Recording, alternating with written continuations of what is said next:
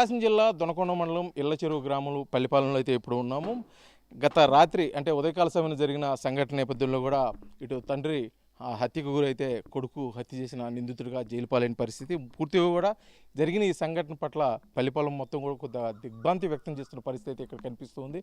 నిన్నటి వరకు కూడా మాతో పాటు కలిసి ఉన్న ఇరువురు ఇప్పుడు ఒకరు జైల్లో ఉన్నారు, ఒకరైతే మా మధ్య లేరని చెప్పేసి కూడా తమ ఆవేదన బాధను కూడా వ్యక్తం చేస్తున్న పరిస్థితి. అసలు ఇక్కడ ఏం జరిగింది, ఆ హతుడు అంటే హత్య చేయబడిన కుమారుడు మరీదాసు, అదేవిధంగా యేసు ఎవరైతే హత్యగామిపడ్డారో యేసు ఎలా ఉండేవాళ్ళు గతంలో, అసలు ఇక్కడ గతంలో ఏమైనా వాళ్ళిద్దరి మధ్య గొడవలు ఉన్నాయా, అసలు ఈ హత్య జరగడానికి కారణాలు అసలు ఏంటి అనేది కూడా ఇక్కడ పల్లిపాలెంలో వాళ్ళు తోటి పక్కన ఇరుగు పొరుగు వారు మాట్లాడి తెలుసుకునే ప్రయత్నం అయితే ఇప్పుడు చేద్దాం. అయ్యా చెప్పండి, మరీదాసు యేసు తండ్రి కొడుకులు ఇద్దరు, ఇప్పుడు యేసు మీ మధ్య లేడు, మరీదాసు ఏమో జైలు పాలైన పరిస్థితి. అసలు ఈ హత్యగా చేయబట్టడానికి గల ప్రధాన కారణం ఏమై ఉంటుంది? డబ్బులు ఇవ్వలేదని మందుకు, దాని గురించి చంపేసి. అంతకుముందు కూడా ఇప్పుడు ఏదన్నా మధ్య కోసం గొడవ పడుతుంటాడు కానీ ఇంత దారుణం లేదు. అతను ఎంతకాలం నుంచి మధ్య తాగుతుండేవాడు? 20 ఏళ్ళకు పైన ఉంటుంది. ఏదైనా పని చేస్తుంటాడా? పని చేస్తాడు. ఏం పని చేస్తాడు? ఏదో మన కూలి పని చేస్తుంటాడు. మీరు చెప్పండి, అంటే గతంలో గొడవలు అవి జరిగాయి కానీ ఇంత జరుగుతుందని మీరు కూడా అనుకున్న పరిస్థితి లేదు. అంటే అతను ఎలా ఉండేవాడు గతంలో? ఇట్లా మద్యం తాగుతుండేవాడు కదా, ఏదైనా కోపం కానీ గొడవలు పట్టంగానే ఎవరితో ఉండేవాడు? అప్పుడప్పుడు గొడవలు చేస్తుంటాడు కానీ ఇంత మాత్రం చేయలేదు. అప్పుడప్పుడు చేస్తున్నాడు, మేము అదుపు చూసి కొట్టి తీసుకొస్తుంటాము, ఇంత మాత్రం చేయలేదు. కానీ రాత్రి నిన్న ఏదో జీతం వచ్చింది అట్లాంటి సంగతి, డబ్బులు ఇవ్వలేదని నాయన రైల్వే జాబు అది పింఛన్ తెచ్చుకున్నాడు, డబ్బులు ఇవ్వలేదంటే ఒక 5,000 కొడుకు ఇస్తే అవి కాదు తీసుకొని తాగి వచ్చి మళ్ళీ నైట్ డబ్బులకు ఇబ్బంది పెడితే ఆ డబ్బులు ఇవ్వలేదని కట్లు కొట్టే రంపం తీసుకొని ఆడున్నది కొట్టి చంపేసిండు. నలకు కొట్టి మారిండు, తల చితగొట్టిండు. అంటే ఆ సంఘటన జరిగినప్పుడు అతను యేసు అంటే తండ్రి ఎవరైతున్నారు అరవటం కానీ ఏమైనా జరిగిందా? ఏం లేదు, చేతులు పట్టుకొని నరికి పారిదిండు. ఇటు చేతులు 2 మణికట్ల మీద చేతులు పెట్టి ఇట్ట పట్టుకొని ఆ కత్తితో నరికిండు ఆడున్న రంపంతో. ఇంకొక రంపం ఉంది తీసుకురాబరు. అయితే అంటే అరవటం కానీ ఏం లేదు, నోరు మూసుకుని చేతులు పట్టుకుండు బాగా 1:30 కరెక్ట్గా 1ంటికి చంపేసిండు. 1ంటికి చంపేసి నా దగ్గరికి వచ్చేసిండు, మా ఇంటి దగ్గరికి. ఏంద్రా ఇట్లా సంగతి గోల్ చేస్తూ ఉండేది, గడపారి పీకటం, గడపారి పాతటం, కర్రలు తీసుకోవటం ఇట్టాడు చేస్తుండు. మంచి 1:30కు ఏంద్ర ఇటు చేస్తున్నాడని గొడ్లకు గడ్డేసి ఏంద్ర ఉన్నావన్నా మా అన్న కొడుకే. ఏంద్రంటే ఏం లేదు అంటుండు. ఇంటికాడ పండుకుంది, గోల్ చేస్తున్నావు, కుక్కలు మురుగుతున్నాయని తీసుకొని వస్తున్నా ఏడు దాకా వచ్చిండు. రాలా రాపేలకి ఎందుకు రాలేదని లోపల నువ్వుదామని అడిగిపోయి ఏసన్నా అని లేపిన. రాలా. వాళ్ళ భార్య శాంతి అన్న, ఆ అమ్మాయి లేదంట, ఈ సంది తాగతే గోళ వెళ్ళిపోయిందంట, ఈ రిటర్న్ చేస్తుంటే చావు దొంగతాడని. ఇంకా వాళ్ళ నాన్న ఉంటే వాళ్ళ నాన్న లేపితే లేలే. లేచి ఇటు బయటకు వచ్చి నాకు పారి లోపలేసి వాకిలేద్దాం అనుకున్నా. వాడిని పండుకుంటాడు, కుక్కలు మురుగుతాడు, జనమంతా లేచిపోతుండే 1:30 కరెక్ట్ టైం. నేను లోపలికి వేద్దామని పోయేలేకి రాలా. నేను పోయి లేపితే లేలే. ఈయన ఏంద్రా రావు లోపల పండుకుంది పా, నేను తలిపేసిపోతానని పిలిస్తే రాలా. నేను మళ్ళీ వెనక్కి ఏంద్రా ఈ పని చేసినావు అది అంటే, మీ అన్నని మాట్లాడుతుంటే నువ్వు చూడలేదు మీ అన్న అన్నాడు. ఏంద్రా చూసేది ఏం చేసినావు ఏంద్రా అంటే, చూసుకోపో మీ అన్న బలకలేదు నీతోటి మాట్లాడలేదు అన్నాడు. నేను లేపితే లేదు అన్న లోపల పండుకున్నావు, నేను బయట దడి కొట్టి తిని నువ్వు లోపలికి రా, నేను లోపల తాలిపెత్తాను పో, మీ అన్న పైకి పోయింది పో చూసుకోపో అన్నాడు. నేను పోయి అమ్మటే ముసుగు ఏం నా కొడుకు గుండె బొండు ఎత్తి గొంతు పీసి చచ్చినేమని నేను లోపలికి పోయి తలుపు తీసి చూడగానే కత్తితో నరికి ముక్కలుగా తలకాయ సిదిగిపోయింది. అంటే కాదు, మద్యానికి డబ్బులు ఇవ్వకపోతే గొడవలు ఉంటేనే ఇంత దారుణంగా చేసి, లేకపోతే ఏదైనా పాత గొడవలు ఏమైనా ఉన్నాయా? లేదు, ఆ గొడవలు మామూలు జరుగుతుంటాయి పోతుంటాయి. ఆయన ఇవ్వకుండా ఉన్నాడనే కొట్టింది. ఆయన ఇచ్చిండు పగులు 5,000 ఇస్తే వాడు తాగి గందరగోళంగా ఉన్నాడు. ఇంకా డబ్బులు తెచ్చినావు కదా, ఏం చేసినావు నాకు ఇవ్వలేదని రభసపడి చేతులు పట్టుకొని ఇట్నే 2 చేతులు అది పట్టుకొని ఈ చేతితో కొట్టిండు. కరెక్ట్గా ఇటు నుంచి ఇటు దిగింది కాబట్టి ఇటు క్రాస్ గుండి కొట్టిండు. మొత్తం నా సెల్లో ఉన్నాయి. అట్లా కొట్టి ఆడ బండేసి వాడు వచ్చి అక్కడ తిరుగుతుండు. నేను వచ్చి చూసాగానే భయంకరంగా ఉంది అన్నమాట తలకాయ చేత కొట్టడంలో. నాది నేను చూసి అబ్బా ఏంది ఇంత పని చేసినా నోరు రాక మాది ఇటు దెంకెళ్తున్నాడు.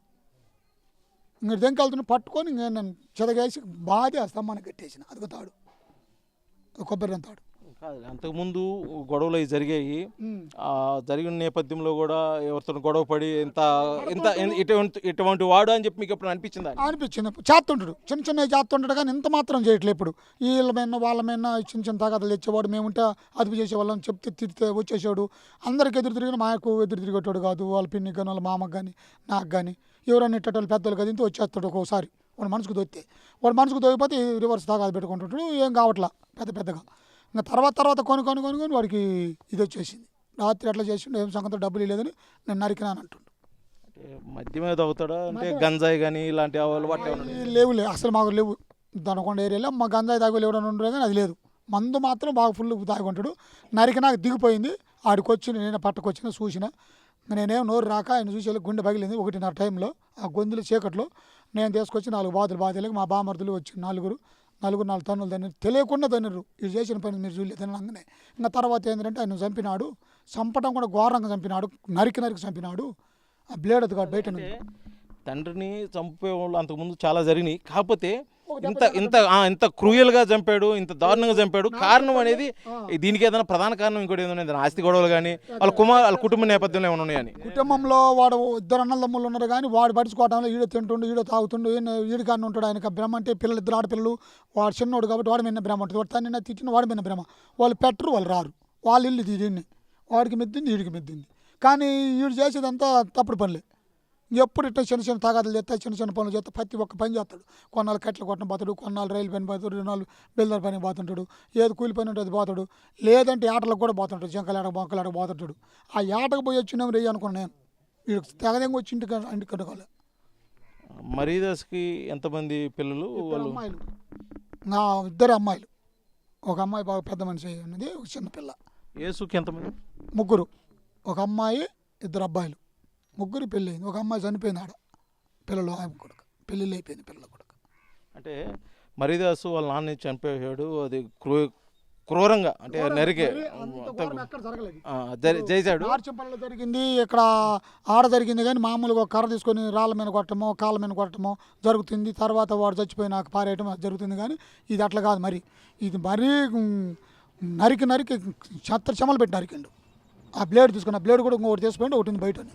అంటే అంత దారుణంగా ఎందుకు చంపాడు అనేది తెలియట్లే. ఆ మత్తులో తాగున్న మత్తులో ఏది అర్థం కాక తిక్కలేసి నా కొడుకు డబ్బులు లేదన్నా కులంతో ఇంకా ఇచ్చి తాగిండు కదా.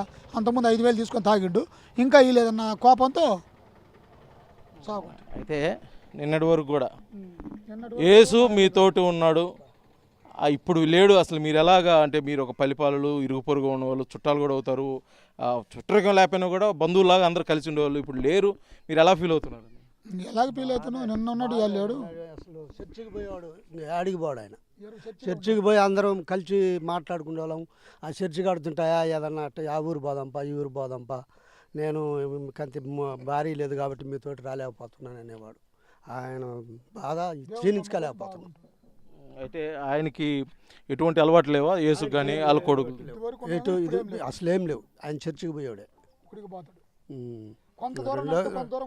నడవలేడు. ఆయన చర్చికి పోవటం ఏందో రావటం ఏందో. అంటే జరిగిన సంఘటన మీద వాళ్ళ కుటుంబ సభ్యులు అంటే ఇప్పుడు కోడళ్ళు ఉన్నారు, కొడుకులు కూతుర్లు ఉన్నారు, వాళ్ళు ఎలా ఫీల్ అవుతున్నారు? మీతో ఏమైనా మాట్లాడుకోవటం కానీ ఏమైనా జరిగిందా? ఏం ఫీల్ అవుతారు? అన్యాయంగా నిన్న మా దగ్గర ఉన్నారు, ఇవాళ లేకపోయినా ఎంత ఘోరం చేసిపోయిండు. ఇది చేయకపోతే అందరూ అనుకూలంగా ఉండేవాళ్ళము. చర్చి జరిగేది, చర్చికి పోయేవాడు. వాడుంటే ఆయనకి తిరిగితే తిన్న బాధ లేదు. వాడిని చంపకుండా ఈయన పోయినా వాడుంటే బాగుండేది కదా.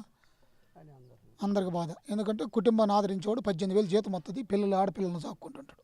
ఆయనే ఈడున్నా లేకపోయినా కుటుంబాన్ని సాగుతుంటాడు. పెద్ద ఘోరం చేసిపోతుంది. అయితే ఇది జరిగిన సంఘటన నేపథ్యంలో కూడా ఇక్కడ పల్లెవాసులు, అదేవిధంగా తోటి గ్రామస్తులు, చుట్టాలు, పక్కాలు, ఇంటి పక్క ఇరుగు పొరుగు వారు కూడా మొత్తం కూడా తమ ఆవేదన వ్యక్తం చేస్తున్నారు. గతంలో చిన్న గొడవలు ఉండేవి, తండ్రి కొడుకుల మధ్య గొడవలు ఉండేవి. అతను కూడా తాగి ఏదో చిన్న గొడవలు చేస్తున్నారు. కానీ ఇంత ఘోరం అయితే చేస్తారని మేమైతే ఊహించలేదు. జరిగిన సంఘటనల మట్టికి మేమైతే ఈ చుట్టుపక్కల ప్రాంతాల్లో కానీ ఇప్పుడు వరకు కనీవిని ఎరుగిన రీతిలో ఆ విధంగా అతన్ని హత్య చేయడం అయితే మేము జీర్ణించుకోలేకపోయాము.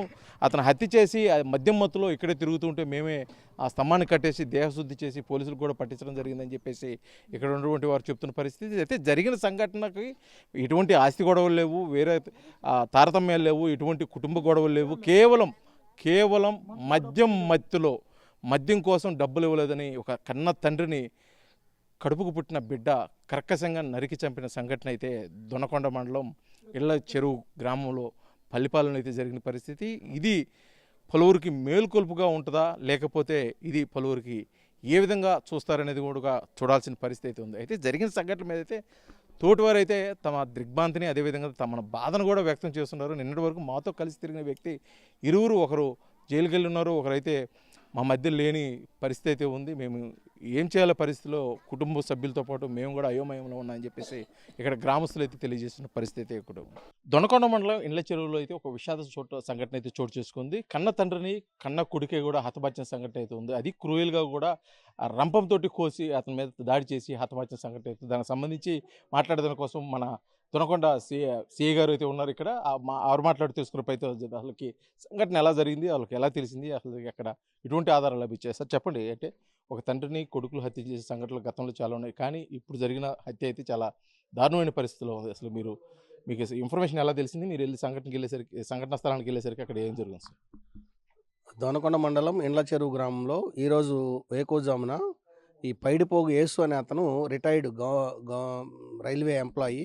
అతని చిన్న కొడుకుతో పాటు మర్యాదాస్ అని అతని చిన్న కొడుకుతో పాటు జీవనం సాగిస్తూ ఉన్నాడు. ఆ క్రమంలో అతను కొంచెము డ్రంకన్కి అలవాటు పడి డబ్బులు అడిగే క్రమంలో రాత్రి ఇద్దరి మధ్య, తండ్రి కొడుకుల మధ్య గొడవ జరగడం జరిగింది. ఆ గొడవ జరిగిన తర్వాత తండ్రి నిద్రపోయినాడు. ఇతను బయటికి వెళ్ళేసి వచ్చి డబ్బులు ఇవ్వలేదనేటువంటి కోపంతో అతను ఈ రంపంతో మన చెట్లు నరికే రంపంకి ఒక ఐరన్ రాడ్ ఉంటుంది. ఆ ఐరన్ వస్తువుతో అతనికి తల మీద బలంగా కొట్టడం జరిగింది. ఇది కేవలం అతను ఉన్నటువంటి దురలవాట్ల వలన అతను జరిగిందే తప్ప ఇంకా వేరే ఇతరత్ర ఏం లేదు. అతను డబ్బులు ఇవ్వలేదు, అతనికి ఉన్నటువంటి చెడు అలవాట్లని దృష్టిలో పెట్టుకునే జరిగింది, కానీ వేరే ఇతరత్ర లేదనేది మా ఇన్వెస్టిగేషను. కేసు అనేది రిజిస్టర్ చేశాము. పోస్ట్ మార్టం కూడా, మా ఇంక్వెస్ట్ కూడా కంప్లీట్ చేసాం. పోస్ట్ మార్టం నిమిత్తం దర్శి గవర్నమెంట్ హాస్పిటల్కి పంపడం జరిగింది. అయితే జరిగిన సంఘటన చూస్తుంటే చాలా దారుణంగా ఉంది. అంటే ఒక పథకం ప్రకారమే అతని మీద దాడి చేసి తండ్రి మీద చేసినట్టుంది. ఎందుకంటే మద్యం మత్తులో చేస్తే ఏదో యాదృచ్ఛికంగా అప్పుడే గొడవ జరిగినప్పుడే జరగాలి, కానీ ఇది ఎక్కువ జామున మీరు చెప్పినట్టు 4-5 గంటల సమయంలో దాడి జరిగిందంటారు. దీంట్లో ఇంకా మరి ఏదైనా కోణం ఏముందంటారు తండ్రి మీద హత్య చేయటం, కొడుకు హత్య చేయటం విషయం మీద? అతను ఉపయోగించినటువంటి ఇన్స్ట్రుమెంట్ అనేది స్ట్రాంగ్ వెపను.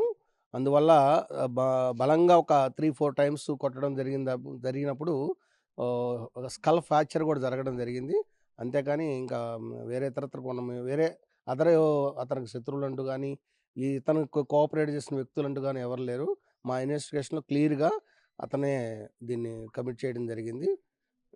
Thank you.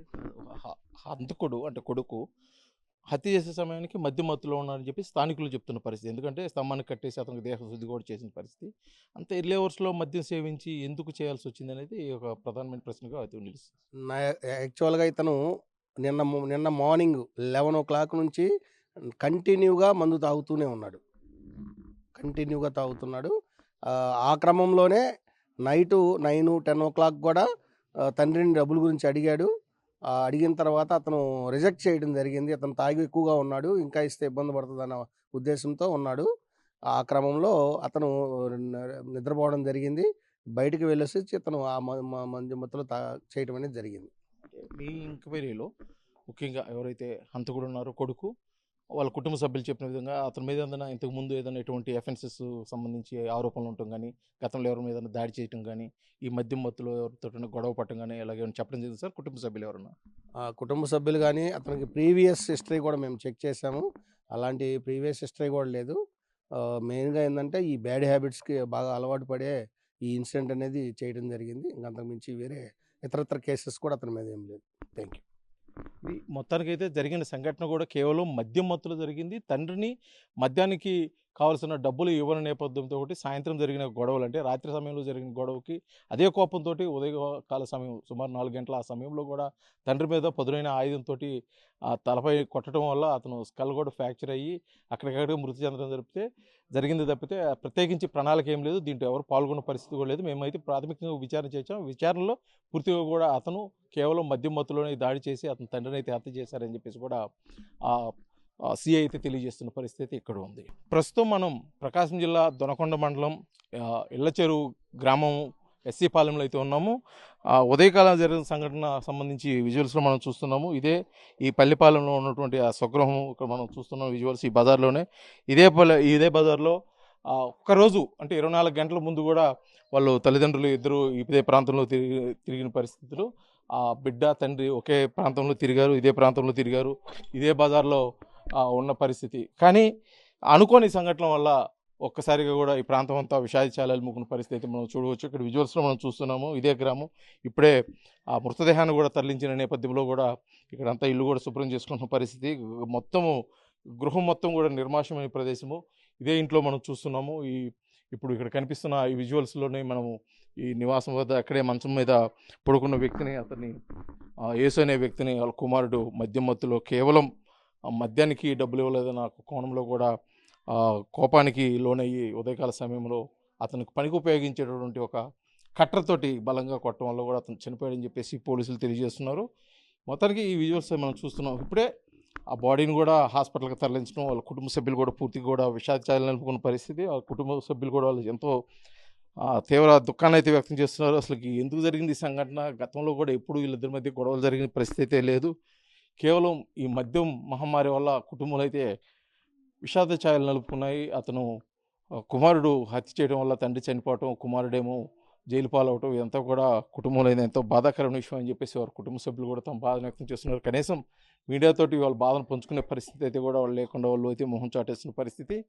ఈ జరిగిన సంఘటన ఇది కేవలం మద్యం కోసం డబ్బులు ఇవ్వలేదు. సాయంత్రం కూడా జరిగిన గొడవ కూడా మధ్యలో పెట్టుకొని అది మనసులో పెట్టుకొని సాయంత్రం అంతా కూడా వేచి చూసి రాత్రి అంటే ఆ రోజు ఉదయకాల సమయం నుంచి కూడా మద్యం సేవిస్తూనే ఉన్నాయని చెప్పేసి మన ప్రాథమిక విచారణలో తెలిసినట్టు సీఏ గారు చెప్పారు. అదేవిధంగా మద్యం మత్తులోనే ఉండి రాత్రికాల సమయంలో మళ్ళీ మద్యాన్ని కోసం డబ్బులు అడగటం, ఇవ్వకపోవటం, తండ్రి కొడుకుల మధ్య గొడవ జరగటం, అది మనసులో పెట్టుకుని కొడుకు ఉదయకాల సమయంలో ఒక కట్టతోటి బలంగా తల మీద కొట్టడం కూడా అతను మృతి చెందారని చెప్పేసి కూడా చెప్తున్నారు. జరిగిన సంఘటన మీద అయితే ఇటు గ్రామంలో చుట్టుపక్కల వారు కానీ, వాళ్ళ కుటుంబ సభ్యులు కానీ, బంధుమిత్రులు కానీ, కుమారుడు యొక్క భార్య పిల్లలు కూడా చాలా బాధగా అయితే మటుకు వాళ్ళు విషాదించాలని అనుకుని వాళ్ళైతే చాలా బాధను వ్యక్తం చేస్తున్నారు. తమ దుఃఖాన్ని అయితే వ్యక్తపరుస్తున్నారు. ఇటు ఇంటికి పెద్ద దిక్కును కోల్పోయాము, అదేవిధంగా పెద్ద దిక్కుగా ఉండవలసిన కుమారుడు కూడా జైలు పాలవడం అయితే మేము తట్టుకోలేని పరిస్థితి అని చెప్పేసి వారి కుటుంబ సభ్యులు అయితే ఇక్కడి నుంచి తెలియజేస్తున్న పరిస్థితి అయితే ఇక్కడ కనిపిస్తూ ఉంది.